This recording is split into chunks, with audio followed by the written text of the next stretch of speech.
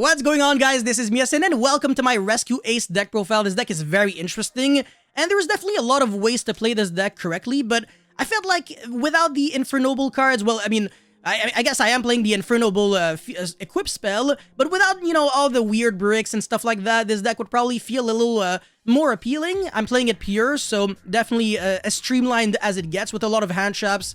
And I think this is what people want to see if you want to have a chance competitively, because if you turn this into a combo deck, it might not work, you might draw a lot of bricks and not be able to do jack shit. So before this video starts, make sure you smash the like button on this video. Check out my channel and subscribe to it if you haven't already. If this video can get to 1,000 likes, I will be making a live stream on this deck. And now let's jump right into it. So for the ratios, I'm playing one of the Turbulence, which is the level 9 monster. This card, you can summon it from your hand by banishing 2 Rescue Ace cards from your graveyard. They don't have to necessarily be monsters. And then on the field, once per turn, you can set up to 4 Rescue Ace quickly spell cards and or normal trap cards with different names directly from your deck. And finally, if another card you control leaves the field by an opponent's card effect, you can target one card on the field, destroy it. Very fantastic card. It's a boss monster, relatively hard / easy to summon. It depends on the situation. If you bricked, you can't really summon this effectively. But if you obviously drew the nuts, this card is always the go-to card when you're going first and also when you're going second. So I really like this card, but as a one-of, it's probably enough because you can easily recycle it back with a field spell, even when it's in the graveyard or banished, and obviously when it's in the graveyard, you can revive it back with rescue. So one copy is way more than enough, and same reasoning for the other monsters, the level 7 and the level 6. So the level 7 and the level 6, they both have the same first effect. Whenever a Rescue Ace monster is normal or special summoned to your field, you can special summon it from the hand. So it's kind of similar to Kage to Kage, but also for special summons, so a little better. And they have a different second effect, so whenever a monster is special summoned to your opponent's field, you can special summon one level 4 or lower Rescue Ace monster from your hand, deck, or graveyard with the effect of Fire Engine, the level 7. And then the level 6, whenever a card is added to your opponent's hand except by drawing it, you can draw 2 cards and then discard 1 card. So again, great cards, great extenders, decent effects at kind of digging for cards, going second or, well, I mean, going first when your opponent is playing, so on your opponent's turn, but they're not the kind of cards that will really make your turn 1 boards like significantly better, and obviously you're not trying to draw duplicates. So 1 copy of these cards is way more than enough. Alright, now for the other cards, I'm playing 3 Air Hoister. Whenever this card is normal or special summon, you can add 1 Rescue Ace spell card from your deck to your hand, so you can search a field spell, which is something that the Turbulence cannot get because the Turbulence only gets you access to quickly spells and normal trap cards, not normal spell cards or field spells, etc. So Air Hoister, very interesting card to do that. And whenever your opponent activates a monster effect on the field, you can tribute it from the hand or field, special summon a Rescue Ace monster from the hand.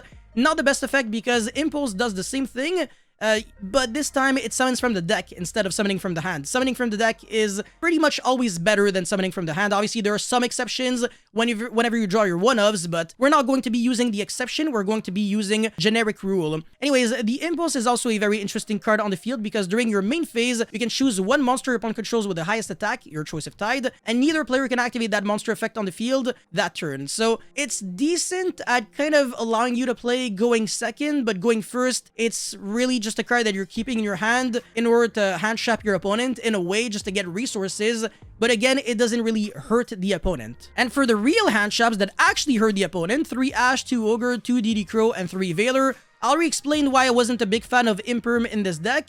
It's because of the fact that you're drawing cards on your opponent's turn with the Fire Attacker, but also because of the fact that your Turbulence gets you 4 cards in your spell and trap zone, so your zones are always very clogged, and if you start playing Imperm, you might not have enough zones to set everything, and you might have to keep Imperms in your hand, which might not really do a lot, so I just really like Veiler more than Imperm in this kind of situation. Anyways, for the final monster in this deck, it is probably the best monster, which is the Ace Hydrant.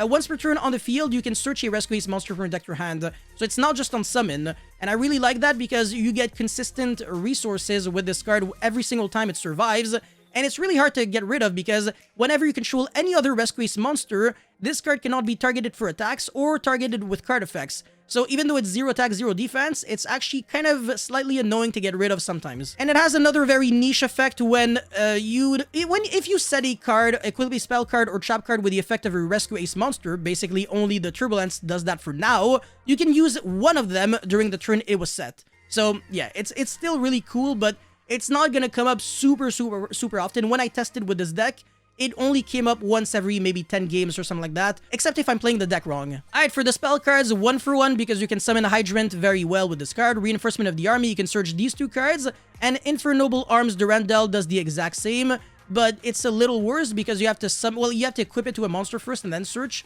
so sometimes you might have to waste your normal summon on something and then search, which obviously isn't ideal, but Reinforcement of the Army is a 1 of, whereas this card is a 3 of.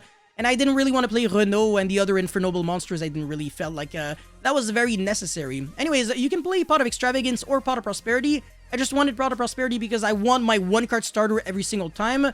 Well, my technically 2-card starter because you need a Hydrant and something else, like basically any other, you know, a Rescue Ace monster or card that you can get into the graveyard. So I guess 1 for 1 with a Rescue Ace monster would be combo. But apart from that, yeah, at least Prosperity really helps you to get into your possibility of getting 4 cards on the field. And the fact that this card doesn't search but rather sets makes it so it dodges Ash, which is disgusting. Anyways, Call by the Grave, obviously 2 Rescue, 2 Alert, 2 Field Spells, and then 2 Contain, 2 Extinguish. You can definitely argue that these cards are all definitely playable as a 1 of, and I actually think that should be the way we should proceed moving forward. I just really need to streamline this deck even more, so if you have any recommendations or feedback, please let me know, because this deck definitely has potential, and again, with more support, the world will definitely be our oyster. And for the extra deck, I have a bunch of cards that that'll probably never come up. So Psychic and Punisher, if you want to Synchro Summon it on your opponent's turn with Shooting Riser Dragon. This card has the towers for a lot of decks that can't really out it. And it can have a lot of attacks, so you can jump over problematic monsters. Baron, Omega, Shooting Riser, obviously, Phaedon Dragster, Formula Synchron, with the Needle Fiber, because that is what allows you to get your tuners on the field.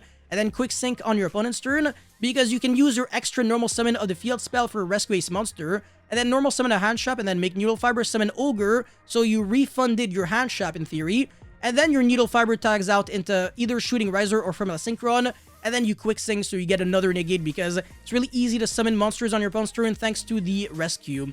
Anyways, for the Link monsters, Underworld Goddess with Mechanite, Crusadia Avermax, and Appaloosa, and Unicorn that you can summon off of IP Masquerena. Link Rebo so we can link off the Hydrant and get it in the grave, so we can have a higher count of Rescue Ace cards in the grave to summon the Turbulence.